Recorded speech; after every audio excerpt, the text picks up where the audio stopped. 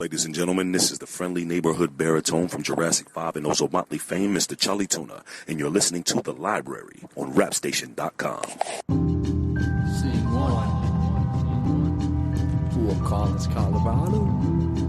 So now our rhyming hero found himself there, making these full throttle. Everything just started to happen for me personally about 2 or 3 years ago. Right. I just started to Rapper, producer, with a new album out, Runaway Train, We'll See. Welcome to And You Don't Stop with Chuck D and my segment, The Library with Tim Einenkel. Hello, hello. Let's start from the beginning. This is a new album. It's called a concept album. How did it come to? How'd you come up with this idea for this album? Oh man. Well, the basic idea is that it's a storybook record was the phrase I used, and I just remember being really young and having a record player at my parents', growing up in my parents' house, and 45 or tons of 45s that were just narratives on a record. The ones that would be like, you will know it is time to turn the page when you hear the chime ring like this. Let's begin now. Because I had one called the Saggy Baggy Elephant, and it's just such a warm, fuzzy feeling of being a kid. So this album is kind of paying homage to that, a storybook record, a narrative with some hip-hop production. Instead of me doing lyrics, it's just a story.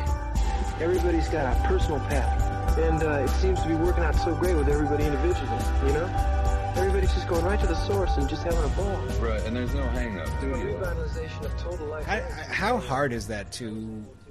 I mean, your the album prior to this, Eli's Prism, was we could just say a straight hip hop album, where you had production, you had lyrics, you had features and stuff like that. How hard is it to, I guess, convey your message without using lyrics? And was there ever a time where you're like, if I could just throw out this concept and just write some lyrics down, that would be great.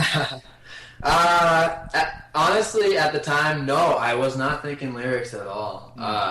And now I'm kind of in that mode a little bit, but to give you the most honest answer, I love hip hop, and it's taken up such a large chunk of my life for what I listen to, and I spent such a great part of my youth listening to rap music that it's what I do for music. It's a craft I've spent a lot of time on, and but working on this storybook record, I didn't want to write any lyrics at the time, and that's kind of a dilemma. And when you have that dilemma but still want to create music, you have to keep steamrolling and making music. And if lyrics aren't involved, you have to come up with some way to make an album, and that's what I came up with. And it was such a breath of fresh air. I had so much fun. This trip you took, it took you to Fort Collins, Colorado. Mm-hmm. Was that your initial destination? And I guess did the album idea come up prior to you leaving to go to Fort Collins, or did it happen? 6 months in, 8 months in. When did it hit you? Like, I am doing this album. I think it came as a title first. As far as being in Colorado, I got here August of last year, as I said, and it was such a change. I spent my whole life in New England, and mostly I say Southern Maine is where I spent my first 18 years, but the states are clumped together there, so that's about an hour and 15 minutes from Boston. So when I was 18, I moved to Boston, and that was the place to go, being into hip-hop, and there being a scene there with 7L and Esoteric and other people that I was into. I went there, and I spent 6 years there, but after 6 years, just not wanting to be a one-trick, I don't know, I just needed to change. It's only an hour and 15 minutes away from my home, so right. I had a friend in Colorado, and he encouraged me to come to Fort Collins, said it was a great town, and luckily he was right. I came here, and it's a very nice town. It's 2,000 miles away from my home, which isn't the most epic of journeys, but for me, it's a very epic journey to be that far away from core family. It's been an emotional year, and a creative year, because it brings that out of you. You know, for me, that's a big step, and I think it's helped inspire some nice things. And I'm happy with Runaway Train being the first of hopefully a few. And so you're a few storybook concepts, or a few just kind of whatever, something different. No, yeah, I don't think I'll repeat the storybook record concept. I try not to do something so similar, back to back like that. I don't think it will be a narrative like that. For what's to come next is a couple different projects already in motion, and not some of them aren't at all similar to each other. So I'm hoping people will like them. I'm hoping I won't alienate anybody who already likes my music, but hopefully not. Eli's Prism kind of introduced, like I said, introduced us to you as a lyricist. Mm-hmm. After doing this album, Runaway Train, are you? Have you found your calling? Have you found are you seeing that maybe I'm not a lyricist as much as I thought I was? Maybe I'm more of a producer. Maybe I'm more, a sound guy. Mm-hmm. Have you? Yeah. What is your? Do you think you will go back to lyricism, or is it just kind of you're moving on to something different? I still think of lyrics all the time, even this morning, but I see myself not being in that arena for the bulk of my future, to tell you the truth. I really like writing lyrics, and I don't think I suck at it. I don't think I'm the best who ever did it, obviously. I really spent a lot of time writing lyrics carefully, and I've really enjoyed freeing myself up to work on production and also learn the piano in the past couple of years, and now move on to attempting to lay out chord structures and arranging songs and harmony, and just it's allowed myself to participate in the creative side of making music. But lyrics, writing rap lyrics, it's been over 10 years at this point that I've done that, and I'm comfortable, and there's just a lot of them out there at this time with the internet, a lot of artists out there, and it really saturated the market for rapping. It's just not really. I'm happy with what I put out there, and I hope people who like it. I hope people discover it in the future and like it, and I don't really need to say a whole lot more. Right. Yeah. If I do, I'll say something, and hopefully it won't come out awkward. I was speaking to Will C. He just produced, created a new album called Runaway Train, storybook album. So Will, this is the album, as we've spoken about, is just kind of made up entirely of sound, old movies, records, whatever. I know. I have a feeling that I'm gonna have to listen to a lot more just to kind of really grasp what. The concept or the entire concept of the album. So how would someone who's familiar with your work listen to the album, or how someone that actually has never touched a storybook album before, how would they listen to the album? And then what do you want them to gain from it?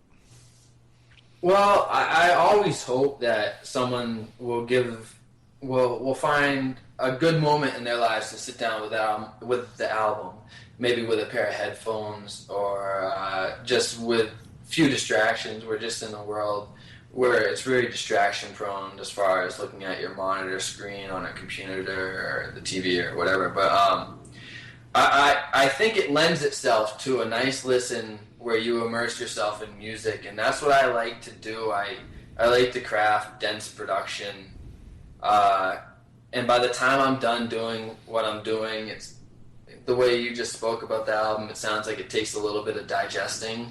I don't do it on purpose to make it something complex or far left field, but it's just a slice of something that can be hopefully, appreciated on multiple listens as far as production value, and also the story. I provided, when the album ends, an entire repeat of the album. Yeah. Sans narrative, sans dialogue. It's not even that important to me that you follow the story, you can if you want. It's there because I like to try to give you something. If people are gonna support an artist these days, or at least spread the word about them existing to other people. I don't know. There's just something that will hopefully reward multiple listens. If you want to zone out to the instrumentals, they're there. But if you want to hear about pretty much a made-up story about what's going on with me in Colorado, it's just a silly legend story to just tell, So what happened then? We were there early in the year. Was it February? We were there February. We just loved being there. Colorado. And I think the great thing about the album, when I first listened to it, I was on my way home from work on the subway, and I swear I thought everyone could hear what I was listening to. And I was just like, what? And it was it was definitely a cool feeling to be like, oh, this is actually a really cool, like first listen, cool feeling, cool album, stuff like that. Wow, that's funny. I mean, I hope that's, I guess that's a good thing. I like to hear that. That's incredibly flattering, I'm trying to find the sounds that, really hit me in the core of me. It's just a vibration, each song, a certain sample that follows a formula that a lot of us love, and I hope that through me applying, me searching for music, going out and finding the right sounds, that I can hit people like that. So it's probably the best thing in the world for me to hear that, just something simple like that in your life. Cool. It means it's just a great thing to me, That's great. As an artist, and for this album, or not even just on this album, do you have a favorite sample? Out of anything ever? Out of it. It doesn't have to necessarily be this album, but anything you've ever done, worked with, heard. There's I'm so hard with just one, but there's some that just turn my head around, the amount of things you can do with them. I always have fun just playing around in my personal time with Nautilus, Bob James, which is a great sample. An instrumental song by Bob James that's been on, tons of songs. I don't want to say the names because DJ Premier told me not to on the Moment of Truth album. He got mad about snitching about samples, so I don't like to put them on blast. But no, I really like Nautilus by Bob James, but I have a lot of samples that I really go to over and over again. There's this one record that's an obscure album that seems to go for hundreds of dollars on eBay. It's a private pressing Christian rock record, I believe, from the 70s. Oh, wow. And the artist is called The Brothers, and the album is called His Kind of Man. And whether or not I'm sampling it all the time, or if I ever have, for that matter, I listen to it and I feel like every 30 seconds I hear a sample, even though when I don't hear a sample, it's some very funny, religious, strange sounds with like mellotron and synthesizers from the 70s. So I was wondering, is this an album, Runaway Train, is this an album that, is this a type of album you could perform live? And if so, do you imagine this being harder than a traditional album, I guess, quote unquote traditional album, to perform live? I think it could. I think it could totally be pulled off as a interesting and fun concert, but whether or not the means are there for me right now is up in the air. Like any of the productions have enough things going on where if I could have musicians to help play some of the stuff live, and I know I could come up with something interesting, but I do struggle. I'd say throughout my career, I don't really have too many groups I'm involved in. It's usually just me. So whether or not I'd be comfortable alone getting up and performing the album is a whole nother story. I'm not comfortable getting up and pressing play and not doing a whole lot and being limited to just my two hands when there's so much more that could be going on. And if I don't feel like it would be doing it justice, it's going to exist as a studio creation probably. I like to make a lot of music, and it will always be a part of the catalog as a studio production, but I don't have any plans to go out and try to perform that material. What would two questions, your top 5 concept albums be, and then any 5 albums that you wish you could have been a part of, you could have rapped on, you could have produced, you could have been a fly on the wall for, and if you could just kind of share that with our listeners. For sure.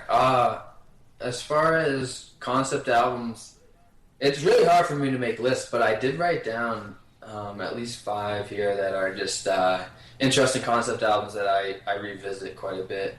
One of them being, there's this album called Zodiac Cosmic Sounds from either 1968 or 1969 that came out on Elektra Records right around this time the Doors debut record came out. And it's a song for each of the zodiac signs, and it's very experimental, cool music, that particular album. The music's done by Mort Garson, who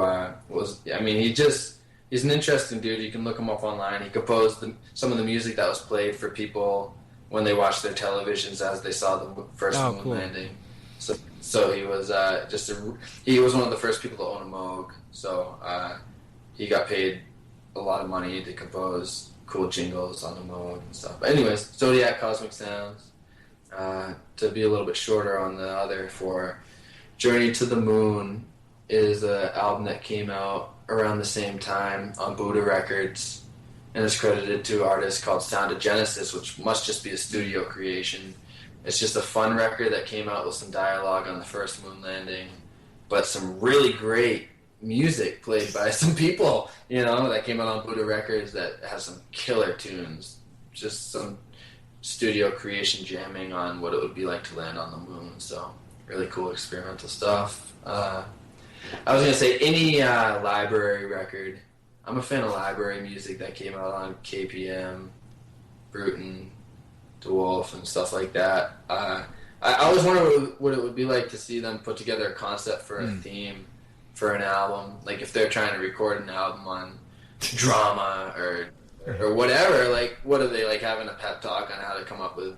I just feel like all these studio musicians for library music came up with so much music, and like to just like snap them and crank them out, and you just like start jamming on a like child theme or something. It's great. And another two real quick. The Wizard of Iz is another one by Mort Garson, which is a take on the Wizard of Oz. He composed the music on the Moog, which is nice. And The Point, Harry Nilsson, one that's a little less obscure. Great concept album. I'd like to see how he kind of came up with the idea and started putting it to music. Cool. And then are there 5 albums that, if you could say any hip-hop albums that you would want to be a part of in any way, or... I love Let the Rhythm Hit 'Em, that album by Eric B. and Rakim. Yeah. Me listening to Eric B. and Rakim, I kind of went in order, and because I'm a little younger, so the albums were already out when I was like in my early teenage years, and by the time I got to Let the Rhythm Hit 'Em, it's just a great album. Some people don't rave about it, and those who do rave about it think it's the best one they ever did.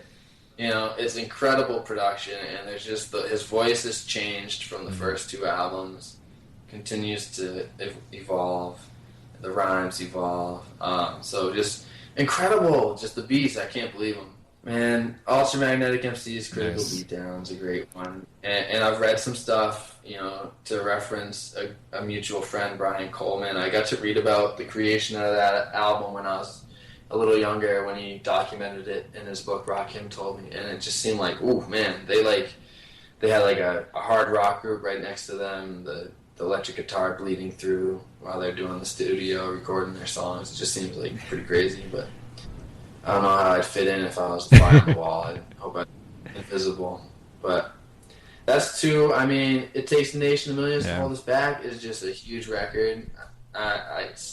It was one of just the most major records for me to get into hip-hop and find my favorite sounds in the genre.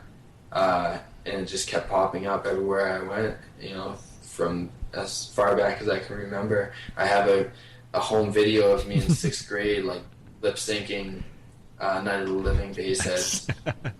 It's just stupid, It's, like, not embarrassing. It's cool. Another one, Super Lover C and Casanova Rut. I love that album, Girls I Got Unlocked. And I love that production by Paul C. So that must give us 4. I love that record, though. I mean, it's just Paul C, ran with Large Professor back then. And those are 2 of my favorite producers. I just love their beats. I have to say, because I have to at least bring up De La Soul is Dead. Yeah. Because I mentioned, it's kind of helped me come up with that idea, Runaway Train, because it had the sounds. Prince Paul is obviously way ahead of me. He was there to do a lot of things, and he was right there with Stetsasonic way back then. So, of course, way before I had a storybook record, you got De La Soul throwing that flavor into their second record, De La Soul is Dead. So, huge influence. Nice. Cool. So what's the future for We'll See? Well, I'm on a tear with music. I feel like I'm cranking things out, and that doesn't mean I'm letting quality slide or anything. It's just I've been doing music for a while, and I have a lot to get off my chest, really. So I feel like more projects are to come. You got probably another instrumental-based record, which is what I would call Runaway Train 2, but not one that's going to be a storybook record, as I said. It's just going to focus on some of my beats, whether it's other people rapping over them or some sort of just sampling dialogue and stuff to keep people's attention. Just that as long as it keeps people's attention and isn't boring, I'll put it out. I like my beats. I feel like I like to sprinkle something on top so that it has replay value, and it's not just another random beat CD. But after that, I've been composing and arranging songs on the piano for 2 years now, so I have to get them out and start to produce them, which is going to be a step away from hip-hop production. But can't not do it. I wrote them all, and I have melodies, and I have a lot of intricate production in my brain that it's going to be a to get out. But and like I said earlier, I don't want to alienate any of my audience, so it's just another thing to wrap my head around. I'm going to start recording these things. I might have some harmony as opposed to rapping lyrics. So here we go. Do you have a lot of your is there a lot of pressure from your fan base to do a lyrical album? I think a lot of people just don't realize how long it's been since I've done lyrics. Because it's just the way we all perceive time and some of the way my things came out. But, I think a lot of people are expecting it, and it hasn't been that long since something came out where I was doing it, where they don't realize it's probably not going to happen anymore. So there's a little, they probably expect it, but they're going to realize, or maybe I will. It's hard, but I just don't think so. So, yeah, some people will want that, but you can't do you can't just sleepwalk through the creative process and just do that for that reason. And it's hard because, like I said, I'll always do the hip hop as far as the production, because there's no, I love doing that. It's just giving someone else either a canvas to paint on lyrically, or at least giving me a canvas to create these concept albums. And what's the best way for people to, one, cop the album, and 2, to follow you and, keep up to date with what you're doing? I'd say just go to willseemusic.com. willseemusic.com. That's my main website, and all other, offshoot websites of whatever's hot now is linked from there. 6 years ago it would have been MySpace, but, so why say something else that will be dated in 5 years? Will See Music is where it is, yeah. Cool. Rapper, producer, new album, Runaway Train. We'll see. Thanks so much for joining me today on The Library with Tim Heinekel and You Don't Stop with Chuck D. Thank you so much, Tim. I appreciate it. Jamie. Are you all right? Yeah. We came to spring ya. Hey, hi, guys. Hi. It's good to have you out. Yeah, it's good to be out. Thanks a lot. Don't thank us. Thank Mr. Wans. You all right? Oh, yeah. Hey, thanks for getting me out of there. Didn't hurt you or anything? Oh, no, I'm okay. Hey, but why'd you do this? Hey, wait a minute. I'm innocent of all these charges. I believe you. I really do. And so does the sergeant. You're gonna have to drop all the charges against you. Then what'd you pay for? I didn't pay for anything. Gave me tickets to the show. Yeah, oh, no. All right, come on, fellas. Let's go, huh? Let's go, gang. And that wraps the story up quite happily. Don't you like my storybook record? Now, anytime you want to go hear that story again, maybe, bring it back, see what you missed, and get the whole gist. Yeah, you can do that.